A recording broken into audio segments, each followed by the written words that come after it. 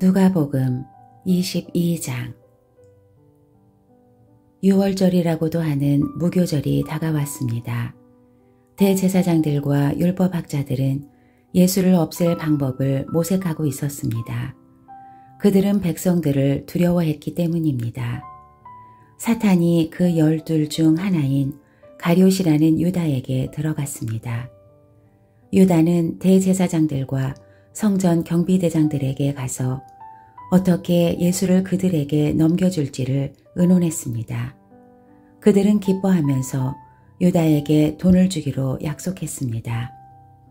유다도 이에 동의하고 무리가 없을 때 예수를 그들에게 넘겨주려고 기회를 엿보고 있었습니다. 유월절 양을 희생제물로 잡는 무교절이 됐습니다. 예수께서는 베드로와 요한을 보내며 말씀하셨습니다. 가서 우리가 유월절 음식을 함께 먹을 수 있도록 준비하라. 그들이 물었습니다. 저희가 어디에서 준비하면 좋겠습니까? 예수께서 대답하셨습니다. 성 안으로 들어가면 물동이를 메고 가는 사람을 만나게 될 것이다. 그가 들어가는 집으로 따라 들어가 그 집주인에게 선생님께서 내 제자들과 함께 유월절 음식을 먹을 방이 어디냐고 물으셨습니다. 라고 말하라. 그러면 그가 잘 정돈된 큰 다락방을 보여줄 것이다. 그곳에서 준비하라. 그들이 가서 보니 예수께서 말씀하신 그대로였습니다. 그래서 그들은 유월절 음식을 준비했습니다. 시간이 되자 예수께서는 사도들과 함께 상에 기대어 앉으셨습니다. 그러고는 그들에게 말씀하셨습니다. 내가 고난받기 전에 너희와 함께 유월절 음식 먹기를 간절히 원했다. 내가 너희에게 말한다. 유월절이 하나님 나라에서 온전히 이루어질 때까지 내가 다시는 그것을 먹지 않을 것이다. 그리고 예수께서는 잔을 들고 감사기도를 드린 후 말씀하셨습니다. 이 잔을 받아 너희가 서로 나눠 마시라. 하나님 나라가 올 때까지 내가 포도 열매에서 난 것을 마시지 않을 것이다. 그리고 예수께서 빵을 들고 감사기도를 드린 후 떼어 제자들에게 주면서 말씀하셨습니다. 이것은 내가 너희를 위해 주는 내 몸이다. 이것을 행해 나를 기념하라. 빵을 잡수신 후 예수께서 마찬가지로 잔을 들고 말씀하셨습니다. 이 잔은 너희를 위해 흘리는 내 피로 세우는 새 언약이다. 그러나 보라, 나를 배반할 자의 손이 지금 나와 함께 상 위에 있다. 인자는 정해진 대로 갈 것이지만 그를 배반하는 자에게는 화가 있을 것이다. 그들은 자기들 중 누가 이런 일을 하겠는가 하고 서로 묻기 시작했습니다. 제자들 사이에서 누구를 가장 높은 사람으로 볼 것인지를 놓고 다툼이 벌어졌습니다. 예수께서 그들에게 말씀하셨습니다. 이방 사람의 왕들은 자기 백성들을 다스리며 권세 부리는 자들은 자칭 백성들의 은인이라고 한다. 그러나 너희가 그래서는 안 된다. 오히려 너희 중 가장 큰 사람은 가장 어린 사람과 같이 돼야 하고 다스리는 사람은 섬기는 사람과 같이 돼야 한다. 누가 더 높은 사람이냐? 밥상 앞에 앉아있는 사람이냐? 그를 시중드는 사람이냐? 밥상 앞에 앉아있는 사람이 더 높지 않으냐? 그러나 나는 섬기는 사람으로 너희 가운데 있다. 너희는 내가 시련을 겪는 동안 나와 함께한 사람들이다. 그러니 내 아버지께서 내게 나라를 맡겨주신 것처럼 나도 너희에게 나라를 맡긴다. 너희는 내 나라 안에 들어와 내 밥상에 앉아 먹고 마시며 보좌에 앉아 이스라엘의 12지파를 심판하게 될 것이다. 시몬아, 시몬아, 보아라. 사탄이 너희를 밀처럼 체질하겠다고 요구했다. 그러나 나는 내가 믿음을 잃지 않도록 너를 위해 기도했다. 내가 돌이키고 나면 내 형제들을 굳세게 하여라. 베드로가 대답했습니다. 주여, 저는 주와 함께라면 감옥이든 죽음이든 각오가 돼 있습니다. 그러나 예수께서 대답하셨습니다. 베드로야, 내가 네게 말한다. 오늘 달 기울기 전에 내가 3번 나를 모른다고 할 것이다. 그리고 예수께서 제자들에게 말씀하셨습니다. 지갑이나 가방이나 신발도 없이 내가 너희를 보냈을 때 너희에게 부족한 것이 있었느냐? 그들이 대답했습니다. 전혀 없었습니다.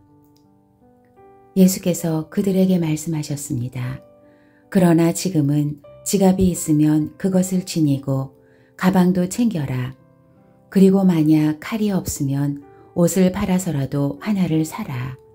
내가 너희에게 말한다.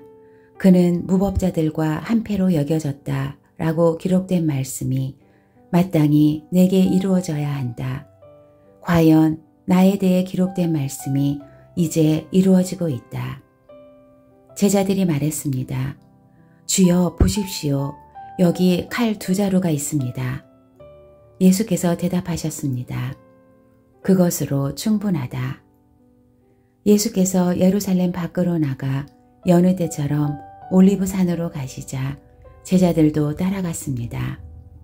그곳에 도착하자 예수께서 그들에게 말씀하셨습니다. 너희가 시험에 빠지지 않도록 기도하라. 예수께서는 제자들로부터 떨어져 돌 던지면 닿을 만한 곳으로 가서 무릎을 꿇고 기도하셨습니다.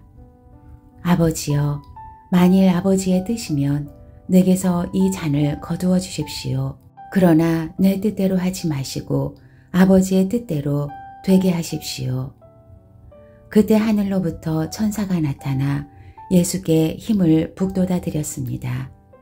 예수께서는 고뇌 속에서 더욱 간절하게 기도하셨습니다. 그러자 땀이 핏방울같이 돼 땅 위에 떨어졌습니다. 예수께서 기도를 마치고 일어나 제자들에게 가보시니 그들은 슬픔에 지쳐 잠들어 있었습니다. 예수께서 그들에게 말씀하셨습니다.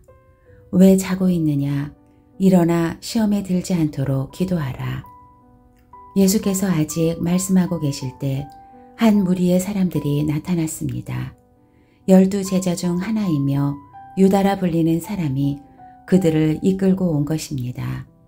그가 예수께 가까이 다가와 입을 맞추었습니다. 그러자 예수께서 그에게 물으셨습니다. 유다야, 내가 입맞춤으로 인자를 배반하려느냐? 예수 곁에 있던 제자들이 돼가는 일을 보고 예수께 주여, 우리가 칼로 칠까요? 라고 물었습니다. 그러고는 그중 하나가 대제사장의 종의 오른쪽 귀를 잘라버렸습니다. 그러자 예수께서 대답하셨습니다. 그만둬라. 그리고 그 종의 귀를 만져 고쳐주셨습니다. 그리고 예수께서 자신을 체포하러 온 대제사장들과 성전 경비대장들과 장로들에게 말씀하셨습니다. 너희가 강도를 잡듯이 칼과 몽둥이를 들고 나왔느냐? 내가 날마다 성전에서 너희와 함께 있었으나 너희는 내게 손도 대지 않았다. 그러나 지금은 너희 때요, 어둠이 기세를 부릴 때다. 그들은 예수를 잡아 끌고 대제사장의 집으로 데려갔습니다. 그러나 베드로는 멀찌감치 떨어져 뒤따라갔습니다. 사람들이 마당 가운데 불을 지피고 함께 앉아 있는데 베드로도 그들 곁에 앉았습니다. 베드로가 불을 쬐고 앉아 있는 것을 본 한 하녀가 그를 빤히 노려보면서 말했습니다. 이 사람도 예수와 함께 있었습니다. 그러나 베드로는 부인하며 말했습니다. 여자여, 나는 그를 모르오. 조금 있으려니까 다른 어떤 사람이 베드로를 보고 말했습니다. 당신도 그들 중 하나였지. 베드로가 말했습니다. 이 사람아, 난 아니란 말이요. 1시간쯤 지나 또 다른 사람이 이 사람이 갈릴리 사람인 것을 보니 그와 함께 있었던 게 틀림없다 라며 장담했습니다. 그러나 베드로가 말했습니다. 이 사람아, 나는 당신이 대체 무슨 말을 하는지 모르겠소. 바로 그때 베드로의 말이 채 끝나기도 전에 닭이 울었습니다. 주께서 돌아서서 베드로를 쳐다보셨습니다. 그러자 베드로는 오늘 닭이 울기 전에 내가 나를 3번 부인할 것이다 라고 하신 주의 말씀이 기억났습니다. 베드로는 밖으로 나가 한없이 울었습니다. 예수를 지키는 사람들이 예수를 조롱하고 때리기 시작했습니다. 그들은 예수의 눈을 가리고 물었습니다. 누가 때리는지 알아맞혀보라. 사람들은 온갖 말로 예수께 모욕을 해댔습니다. 날이 밝자 백성들의 장로들, 곧 대제사장들과 율법학자들이 공회를 소집했고 예수께서 그들 앞에 끌려가셨습니다. 그들이 말했습니다. 내가 그리스도라면 그렇다고 우리에게 말해보아라. 예수께서 대답하셨습니다. 내가 너희에게 말해도 너희는 믿지 않을 것이다. 또 내가 너희에게 물어보아도 너희는 대답하지 않을 것이다. 그러나 이제부터는 인자가 전능하신 하나님의 오른편에 앉게 될 것이다.